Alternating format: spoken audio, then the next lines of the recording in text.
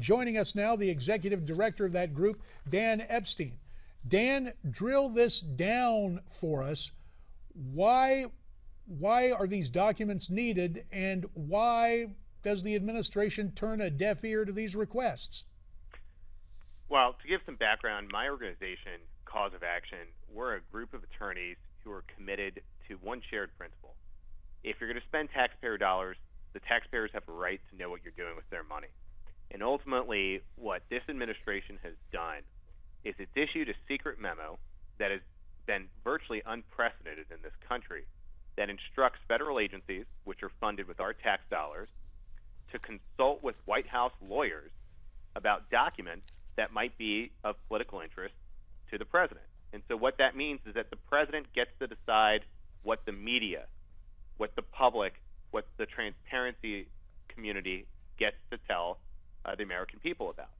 And Cause of Action, my organization, has sued 12 agencies, including the Office of Management and Budget, which is right inside the White House, because we want to know what have been these White House lawyers' communications with these agencies. What documents have been withheld? What documents from either the transparency community, the Society of Professional Journalists, the FOIA community, others, what has actually been withheld? And that's what we want to know. And it has been no surprise that those closest to the president, his cabinet secretaries, who run agencies like the Treasury Department, like the State Department, that they have been the least transparent. In some cases, delaying documents for over a year when the law requires that you produce these documents within 20 business days. Dan, I want to ask you, could you specify here where these violations have occurred for the public? Well, Cause of Action suit is simply about these agencies have failed to timely produce documents. So we want to know, okay, what have been the communications that have led to delays to Congress and to reporters and to groups like Cause of Action? And ultimately, these agencies have delayed our request. We should have gotten these documents within 20 business days. And on average, it's been over 8 months that we've gotten nothing. And so that's why we've sued. But ultimately, I think from a public policy perspective, this raises the question as to why is the White House in any way involved in a process that is supposed to be nonpartisan? Taxpayer-funded agencies have taxpayer-created records that should go to reporters, that we have a First Amendment right to know what our government is up to, and that's being obstructed. And it's being obstructed in ways that Cause of Action is looking to investigate and challenge. So, Dan, as I hear you talk about this, and you talk about the president or the administration setting up a precondition that they review any of these requests, I'm reminded of Sean Connery in the motion picture The Untouchables. That's the Chicago way. Is this basically the culture of well, I'll call it the culture of corruption from Cook County, Illinois, taking root in Washington, now in the White House with the Obama administration?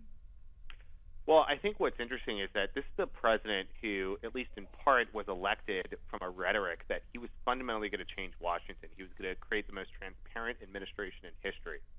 And I think the cost of that transparency, whether or not you want to agree whether he's in fact more transparent than any administration in history, part of the cost of that transparency, if any, has been the politicization, the greater politicization of the Freedom of Information Act and of the federal bureaucracy. I think what's clear here is that the president is very sensitive to what the press says about him. He's very sensitive to what Congress is doing in terms of their own oversight. And so what he's done is he's established a policy from the top. This isn't, Eric Holder and his Justice Department, which litigates and represents the government in all of these FOIA disputes, setting this policy. This is the president's chief legal advisor setting this policy, which means it's coming directly from the president. And what the president has said is if there's reporters out there, especially conservative ones, you can imagine, who are interested in the Tea Party scandal and what the White House's involvement is, or the stimulus bill and how the White House is spending stimulus money, or anything that can politically impact the president's public image, all of a sudden, those requests need to be delayed and need to go through an additional review process where the White House, through its lawyers, get a weigh in on those documents. And as you can imagine, White House lawyers are going to create further delays for transparency, and they're going to do what is known as claiming exemptions, where you can't get the full truth, you can't get the full facts, because some lawyer has said, not at the agencies that this is privileged, but from the White House's perspective, we don't want the public knowing that this in fact took place, or that this email communication was made, or that we were concerned that the stimulus was being politicized. The public doesn't get to know that. Sorry, Dan, to jump in. So would you say that ultimately we're seeing growing censorship here from federal agencies? I think that's absolutely right. I mean, we've already seen the evidence of this. Several years ago, a lawyer at the Department of Homeland Security openly refused to allow an Obama appointee to review a FOIA document. She refused to follow this policy, and in return for that, she was demoted in the Oversight Committee held hearings.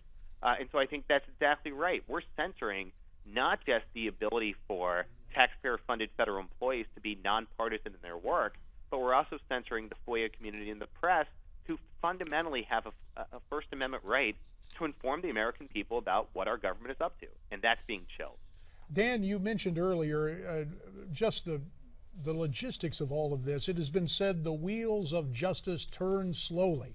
With a midterm election coming up, are the White House attorneys basically going to try to run out the clock on all these FOIA requests? You've got about a minute to answer the question, Dan. Yeah, I don't know the full answer, but that's not beyond reason. I mean, these White House lawyers are political appointees. They're there to ensure the political success of the president and his party, and that's undoubtedly something that's going to motivate them. Dan Epstein, the executive director of Cause of Action. We thank you for taking the action of joining us by telephone today from Washington, D.C. We'll be checking in again with you soon as we see your efforts perhaps bear fruit in the days ahead. Thanks so much, Daniel. Thank you so much. All right, so we hear again yet another example of not quite the transparency that was promised back in 2008. Nope. Well, let's see what your take is on that. We'd love to have you comment. Why don't you tweet us your thoughts at Newsmax TV, # America's Forum. There's .com/comment. And don't forget Facebook. Our Faces Are Coming book. Our Faces Are Coming back right after this timeout.